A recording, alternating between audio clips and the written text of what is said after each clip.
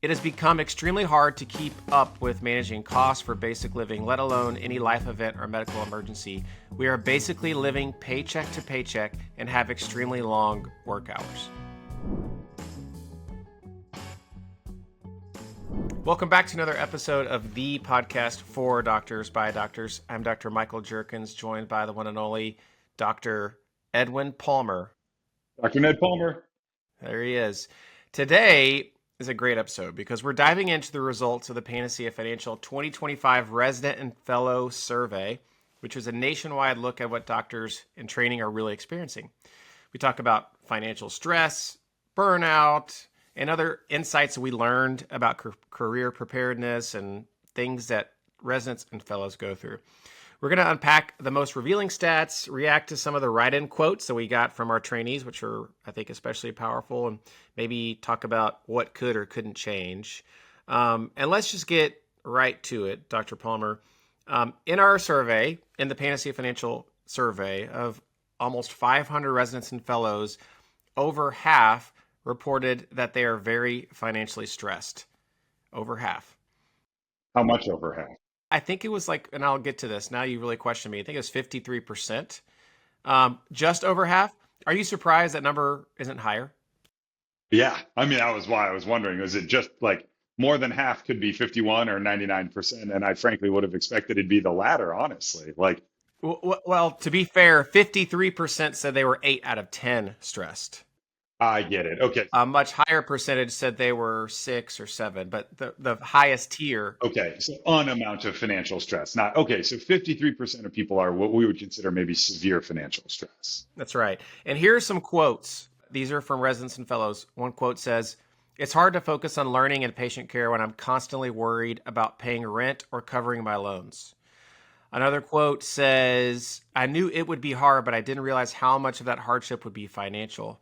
And then lastly, I want to read another last one.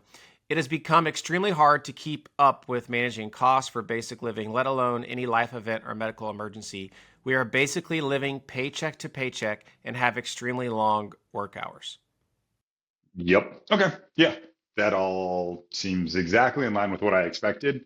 It's disheartening, of course, that 53% of our colleagues in residency right now feel that kind of severe financial stress. I'm not at all surprised. Residency salaries are completely agnostic to inflation, completely agnostic to macroeconomic forces. They're set lightly by Congress with a rough cost of living adjustment. Maybe if you're in a high cost of living area, you're at a high income residency that's able to give you a small stipend. But outside of a couple in New York and Kaiser programs, you're beholden to the same rising price that everybody is right now, the rising costs, of almost everything right now. I just for funsies, I went back and looked at the same rental properties I lived at in Cleveland when we were in residence. The dollar value for rental is nearly twice of what we paid 10 years ago in residency, and the salary is up maybe 30%. So look, a 30% salary raise in 10 years seems great until you realize what the cost of living has done for everybody. Can I ask where you went to residency in Cleveland? That's actually pretty embarrassing. That's pretty embarrassing. So before you and I met in Cincinnati, I went and looked.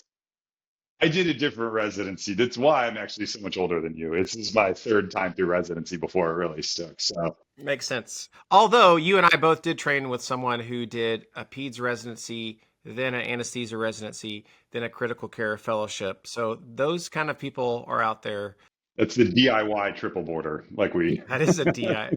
Yeah, and his partner is also a triple boarder, which is there's 6 board certifications between the two of them. That's a hexa border family. That's never been said. I think you made up a term. I absolutely did. But more to the point, that's a devastating fact to find out. I look forward to tracking this in the survey as it evolves over time because it's such a great snapshot of what's happening right now. Really peeling back the layers there. The very first comment that you mentioned, none of us want a doctor who's thinking about where their next paycheck is coming from. Yet we have 150,000 residents across the country who are feeling some amount of financial stress, and more than half of them, more than 75,000 of them, are feeling extreme levels of financial stress, distracted at work due to their financial scenario right now. So it's not a situation anybody would choose. We're all patients. We're not all doctors, but we're all patients in a way. And I mean, that just puts us in a very terrible way to receive healthcare right now. And it's really, really scary. And it's interesting you put it that way is in my experience, most people who aren't doctors or haven't been through training don't have a lot of pity for the financial situation of doctors, rightfully so to a degree. We make a good amount of money when we're in practice, but there's this lack of understanding of the debt piece and also lack of understanding of the financial situation you're in while you're in school and in training.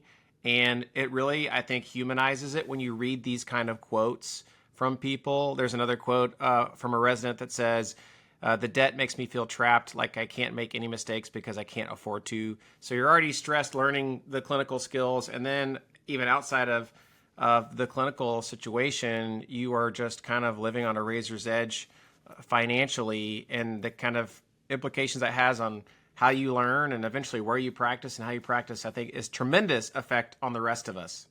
I mean, on the field of medicine, and we're all impacted by the field of medicine, it's going to affect the specialties people choose, like you said, where they choose to work, facilities they choose to work for, whether or not they will or will not take public payers like Medicare and Medicaid, whether or not, frankly, you can, if you were running your own clinic, could you afford to, quote, do the right thing and take somebody on a public insurance plan right now when the reimbursements there are so low, your debt loads are so high?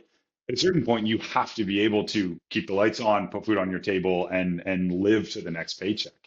So it goes. I think it's really the really concerning feature is these stresses start in residency and carry forward. Our residency was 4 years. I think the median residency time is 4.3 years. I might be misquoting that. It's kind of like median residency length of like all residents across the country, but obviously some are there for 5, 6, 7, 8, 9 years between residency and fellowship. That's a tremendous amount of time to be living under that kind of stress and what that chronic stress does to you. Where paycheck to paycheck, every 14 days for 4 years, we have to go through that waiting for the next paycheck to drop to be able to pay off bills and rent and everything else. It was the chronicity of the stress cannot be overstated, how frankly bad it was, kind of early aging and all those things that we know of chronic stress. Yep. And talking about debt, so according to the 2025 Resident and Fellow Survey, student loan stress has jumped from 49% to 75% in just 1 year, interestingly enough, on the survey amongst these residents and fellows. What do you think is driving that? Uncertainty. I think unequivocally it's uncertainty. I think we're all pretty, well-reasoned, scientific-minded folk in healthcare. But one of the things that people are looking for when it comes to their own finances is any sense of knowing what tomorrow brings. The debt that people are holding when it comes to their student loan debt, they know they're going to carry it for decades.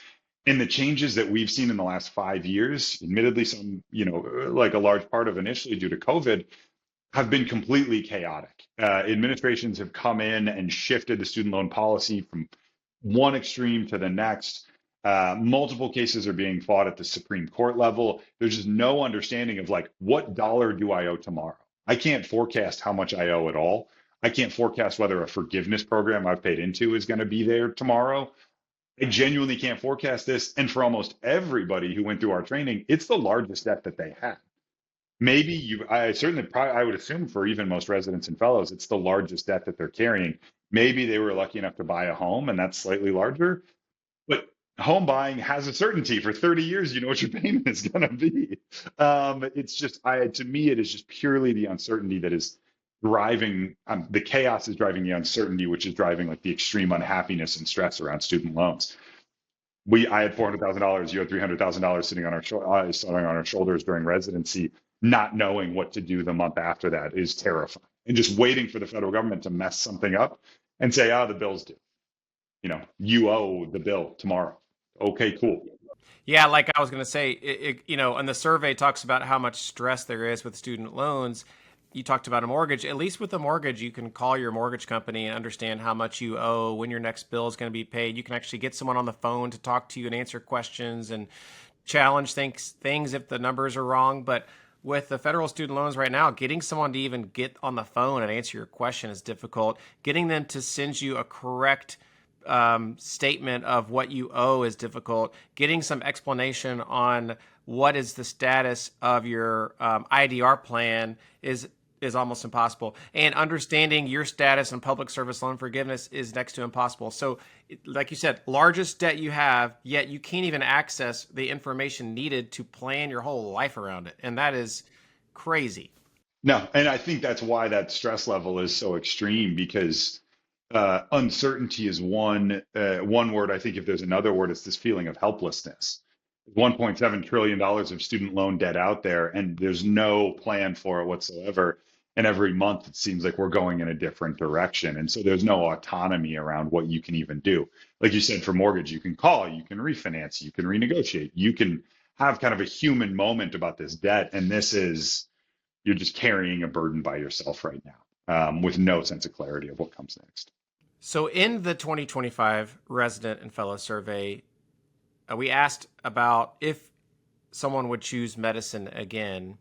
And actually, of those residents and fellows surveyed, 1 out of 3 said they would not choose medicine again. Ouch. That hurts. That's tough to hear. You and I have asked each other this question recently when we interviewed each other on this year podcast. Find it on all your favorite platforms. But it's we would, and it hurts to hear that a third of people would not. It's bad for medicine because there's a concept. I'll give credit to Dr. Jim Dahle, the white coat investor. I believe he coined it. I might be wrong, and I apologize if I am. But the golden handcuffs of that the debt ties you to the career, and that you graduate and right. Said another way, a third of these doctors are going to graduate from residency wishing they'd gone somewhere else, but now have $300,000 or $400,000 worth of debt. And frankly, what other career can they transition into where you get a reasonable enough income to guarantee to cover that? You're probably not going to education. You're probably not going to food services. You're probably not going to most other professional careers because you really can't even afford to go back to school and be retrained in anything. And so you end up with a lot of disaffected and unhappy providers, which is in a really unfortunate place for the field of medicine to be in. Do you have comments on that last data point about a third of residents not choosing medicine again, Michael? I mean, it stinks. I meant from the survey respondents. I don't know. Did they leave comments as well, like free text comments on that? Why or how or what? Yeah, so you can go in. I don't have them all in front of me, but yes, you can download the survey and look at all of the comments related to that. I didn't pick those up for this, but I think the thing I think about is every system is perfectly designed for the output it produces, and we produce 1 in 3 residents and fellows who wish they didn't do it. And why is that? And we've already talked about the financial stress of student loans, but this, it's a complex problem with complex answers. So I don't want to act like there's these simple fix it, actions we could take to change everything. But at the end of the day, it begs the question of what could we be doing differently in school and in training, and then what's the future look like in practice that keeps people not regretting becoming a doctor. I actually don't even know. I'd be very interested what other occupations have the same, like what is the baseline for other careers where people wish they didn't do it, like law or finance or pick a thing. What's baseline buyer's remorse in law, or yeah. I don't know that. That would be our next survey episode. We'll talk to a bunch of lawyers about whether they're happy. That's a great podcast. Sounds like people would love listening to that. No offense to the attorneys out there. So speaking of also some not so great news, the latest training data also shows that burnout is the highest in a few specialties. A few that were highlighted were OB-GYN, family medicine, general surgery, and pediatrics. I don't know if there is any correlation here, but those are some of the fields that are also the greatest in need, perhaps also some of the most exhausted. Do you see any connection there? Are you surprised by those specialties? Yeah, I mean, if I could take a stab at what links all of those, it's an extrinsic sense of worth, because each one of those specialties identified is being attacked in one way or the other. OB-GYN, again, could be its own podcast about all the changes that have gone on in the last decade that have severely impacted OB-GYN training. Pediatrics is paid so poorly, it actually is a joke how little pediatrics reimburses. And then general surgery, which has had really like a declining necessity over time. They went from really like running and leading hospitals. Increasingly, their caseloads have been chipped away. We've got new medical things that kind of like obviate the need for that work. So another quote we got from the Residents and Fellows survey was from a fifth-year resident who shared an interesting point that I kind of related to when I was in training. The quote is, "The most challenging part of residency is feeling financially behind compared to other people my age." Yeah. I mean, I distinctly remember this feeling. You leave undergrad, and depending on what path you're on, some people may start a professional career at 21, 22, 23 years old. 4 years of med school for us, it was 4 years of residency in Cincinnati, not Cleveland. By that time, we're 30, 31, 32 years old before we first get our real adult paycheck. My friends who left and went immediately either into, some tech field or some other professional services or consulting, they've got 10 years of experience behind them. They're a highly sought after professional on the first day that I was attending. So there was a severe misalignment in terms of like, oh my gosh, like look at everything you've been able to do with your adult life so far. Like, you have a house, you got a family, you've been able to build all this. You're sought after in your career, like you're a 10 plus year professional, and we're just not there. We spent that 10 years in training, and it really can feel pretty limiting sometimes in terms of where you see your own future going. It can be really disheartening. It's not at the end of the day, but it can feel that way. I do think that the feeling financially behind your peers that are your age can lead also to trying to make up for it as soon as you get done with training. You finally make some money. You're like, oh, now I can catch up and do the vacations and homes and all the stuff that my friends who have been making money for whatever 10, 15 years are doing. And then that can put doctors in a really bad financial spot as well. So there's that aspect to the stress that you get psychologically with comparing yourself to other folks your age when you're still working in a hospital 80 hours a week, not making very much money. Absolutely. Keeping up with the Joneses can put a lot of doctors into financial stress, worse financial stress even than in residency. So here's an interesting fact about family medicine residents that we picked up on the survey. It was about 22% of family medicine residents plan to own their own practice, around 1 in 4, according to our national survey. I was kind of surprised by that. I actually thought it would be a little less, but still, it basically was 1 in 4 family medicine residents surveyed at some point would own a part of a practice. Are you surprised by that? I am surprised by that. I think what we've seen is really the reduction in independent practices since, over the last 10 or 15 years, a really severe pendulum swing against it. What I hope this means, and this actually one maybe gives me a little bit of hope, is that we're actually starting to see this swing back a little bit. And that graduates are looking ahead and saying, I don't want to just join another large hospital group. I don't just want to be another W-2 cog in a wheel. I want some independence. I want some autonomy, and I want to make decisions about my practice and how it's run. So I'm going to take that one with hope, Michael. I don't know about you. I actually agree. I think if you said 1 in 4 family medicine residents seem to feel like they would be an owner, maybe part owner of a practice, I think it's great. I also think potentially in that is probably some direct primary care, and just I think people see that as an option now of a way they can practice. There's good and bad to that, but I also think that that gives doctors a path to potentially have more control over how they practice. So maybe that's part of it too. But I actually take some hope as well. Go family medicine. Make us independent again. Please, that's right. In the 2025 Resident Fellow Survey, there were a few specialties that said they felt the most prepared to practice.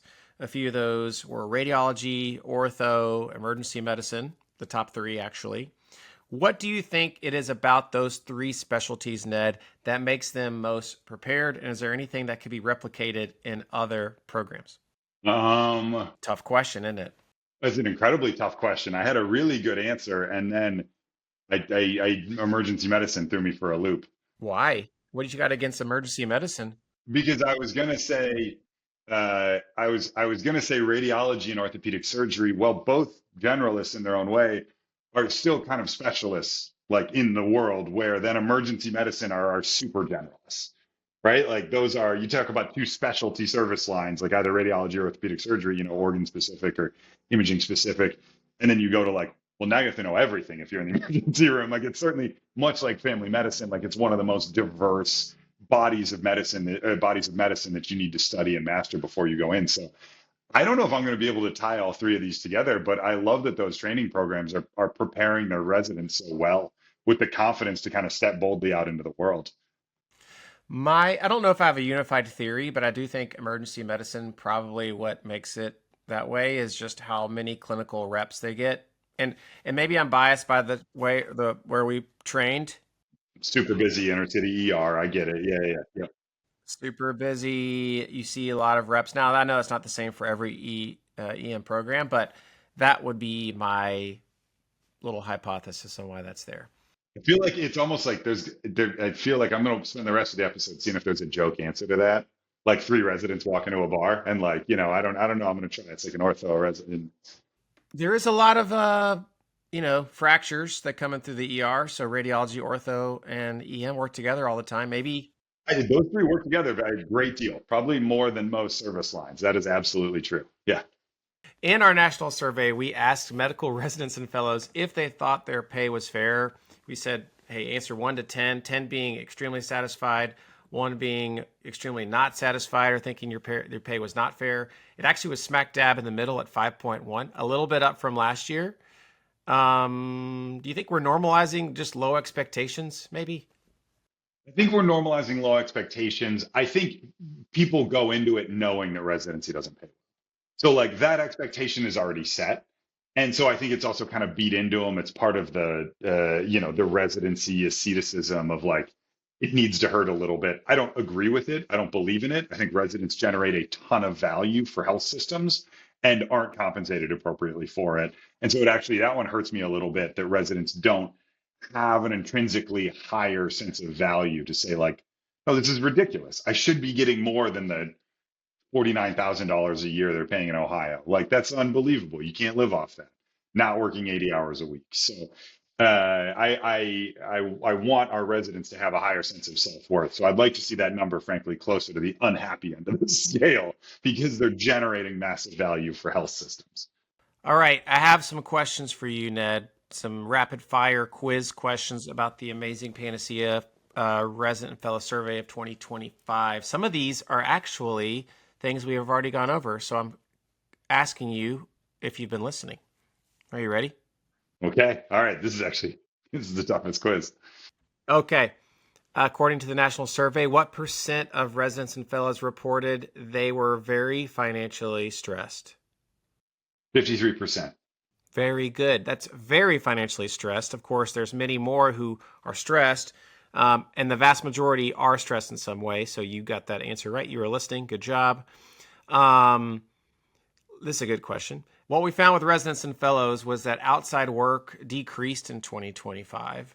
What do you think the new percentage of residents doing outside work or moonlighting was? 15%. 29%. And that's a decrease from previous.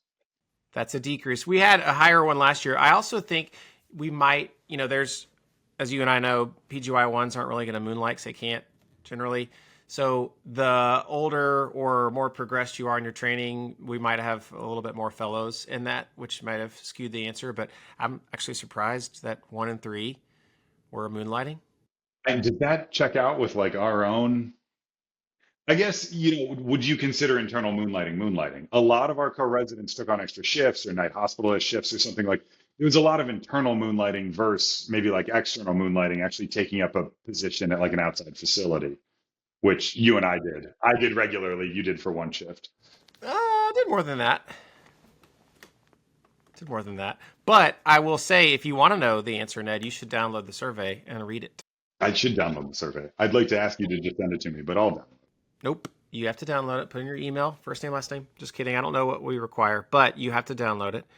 Another question I already asked you, but let's see if you were listening, is what percent of trainees, medical residents, and fellows said they were stressed about student loans? 76%. 75%. Wow. Dr. Palmer, that memory recall. Yes, that's a very depressing stat. 3 out of every 4. Which, interestingly enough, is the data is something like 75% of those that graduate medical school have debt. So maybe we just got 100% of the people who have debt are stressed about it. 100% of people with medical school debt have concerns about their medical school debt. Yeah, Yeah, I totally get that. I totally get that. I've been there. I totally get that. What do you think the average fellow salary was in 2025, according to the survey? Ooh, 70,000? 79,000, actually. 79,000. Okay, good. I mean, but a fellow can be anything from a PGY 4 up to a PGY 10, and the scale kind of, there's a little bit of a J curve to the scale. It starts to accelerate. But I appreciate our deep PGYs because they do a lot of good work. So good for them. $79,000 is hard. It's probably hard to live on in most places. $79,000 in New York is going to be a very rough life. LA, San Francisco, that's still going to be a very, very limited life with that salary base. Yeah, we actually had some quotes from the fellows specifically, which I think are very interesting because you and I both know that you obviously make more as you continue to progress, but also as a fellow, you have way more moonlighting abilities, generally speaking, to make some money. I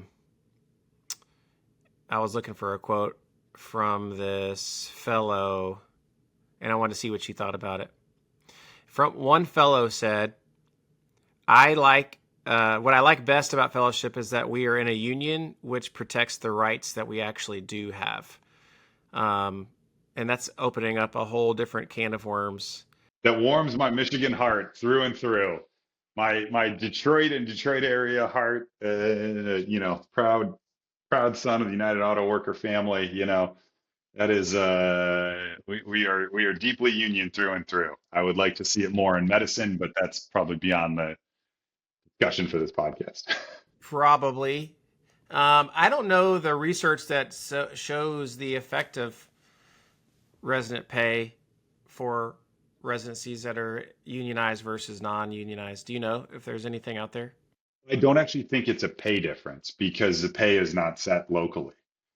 I think it's more a quality of living, work hours, shift schedule, PTO. I think where I've heard about it, because some of the biggest unions are in and around New York, including that really groundbreaking case with NYU, I think just became unionized within the last couple months. Not to put a date stamp on this podcast, it has a lot more to do about working conditions, excuse me, than necessarily compensation. Very similar to the traditional union fights that played out Solidarity Forever. It was all about workplace conditions in factories in Detroit. Wow, that was a spirited answer. I kind of knew that you would take the answer there, so that's why I asked it. But it will continue. I mean, look, I still think our conversation with Dr. Brian Carmody about this was enlightening. I think we talked to Dr. Kinnear as well. Tommy Martin, you said, right? Tommy. Yeah, yeah, and it's just the reality people are going to have to deal with, whether they're comfortable with unions or non-comfortable with unions. Like that's where the conversation is, and we're going to have to continue having it and understand what works and what doesn't. At the end of the day, what we all want is a workforce of doctors who aren't stressed out and can be the best possible versions of themselves they can as clinicians. And clearly, as we said at the very beginning of this, if 1 out of 3 residents are saying they wouldn't choose medicine again, we're not doing something right. So we should be trying to innovate and seeing what works and what doesn't. Yeah, so it might not be a union. It might be some other thing that gets residents the workplace protections that they need. But at the same time, residents get into accidents every year driving home exhausted on the job. I remember that was a big focus when we were in training. We would get free cab vouchers that were nearly impossible to get. But these are workers who are harming themselves during their training. There needs to be something that changes here. Did you use those? Did you use those cab vouchers? I was never able to use one. I could never figure it out. Why? Because you have to call 3 people and go to some hidden basement, and then you have to call one cab company. It was like, I mean, it was the Uber, and Uber cost me $10 to get home. I just would pay for it myself if ever. Yeah, I didn't even know we had that, to be honest. I just used Uber. I probably wasn't listening during that meeting, but It's probably also true. a hidden basement seems not very helpful to give out. Think about it, yeah, to like go and knock on a window and be like, "Do you have the vouchers, please?" Like, oh, this feels like this. Sounds like a VA. Is that the VA? It was no, the VA wasn't even that well put together. You had to find one person who was roving. It was very much like a video game. I do love the VA though. I'll just be honest. I like the VA. I mean, there's things that I don't like about every place, but I really do like parts of the VA. I miss the VA. Not working at a VA, I miss the VA. Maybe that's the best way I can describe it. It's not like or hate. I just miss working there. Yeah. Yeah. Hmm.